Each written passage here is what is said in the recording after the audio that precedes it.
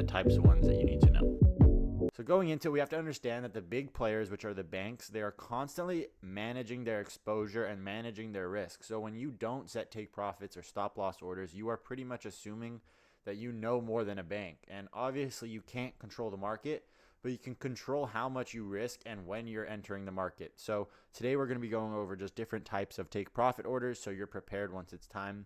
And obviously when we look at this tree of profitability right here, risk management is the roots that will grow profitability and make money in the market. So this is the system that it goes by. Like, your trading system is not as important as your risk management.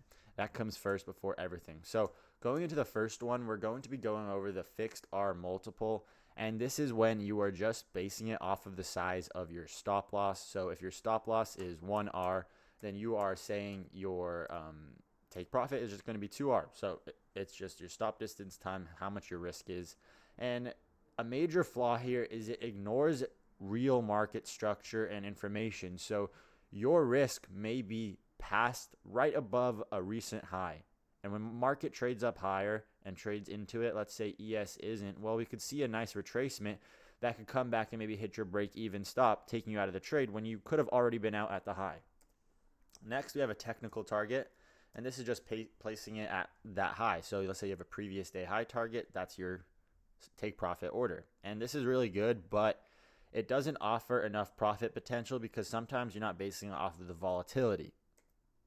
Next is a volatility target. And this is basically a dynamic target, and it's structured off of how volatile the market is going to be. And you have to adapt to the current state of the market. So in this sequence, the ATR spikes, or volatility overnight spikes. And you can tell this. Sometimes on NQ, the range, the average true range is way larger and an outlier. So your take profit, your stop loss needs to widen to accommodate to that. Because let's say you keep your normal take profit, you have to set a bigger stop loss because you're going to be stopped out pretty often. So you set a mid take profit just because that's your normal one. Well, you're not going to be maximizing your profits. And as a trader, you have to maximize your profits because the moments that you're profitable, they are not there all the time. So when you have your winning trade, you need to push it. You need to milk everything out of that trade, and that's why you can use a volatility target.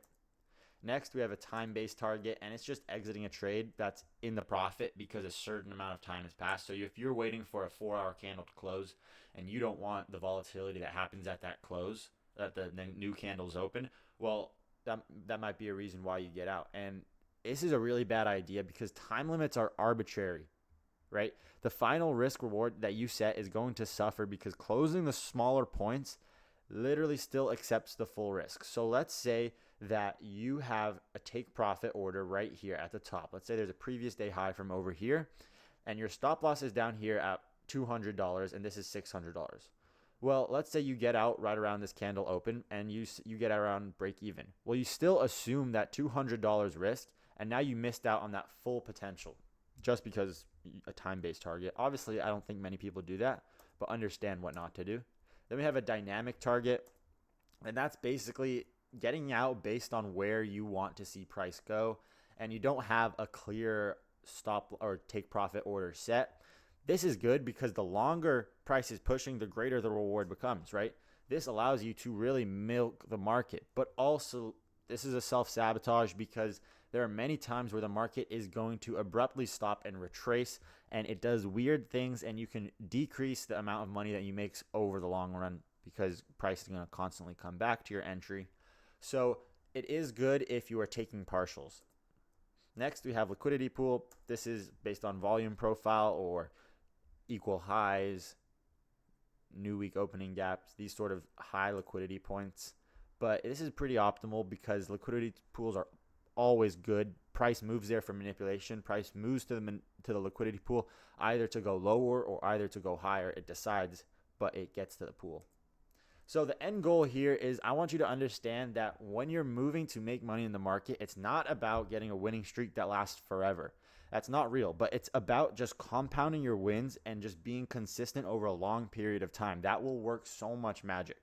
So you have to survive your losing periods and you have to milk your winning periods. That's how it works.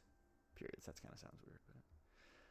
And at the end of the day, right, if you're going to make money, risk management is the ultimate thing that matters, because you could have the greatest strategy, but if your losses are bigger than your winners, you're going to lose.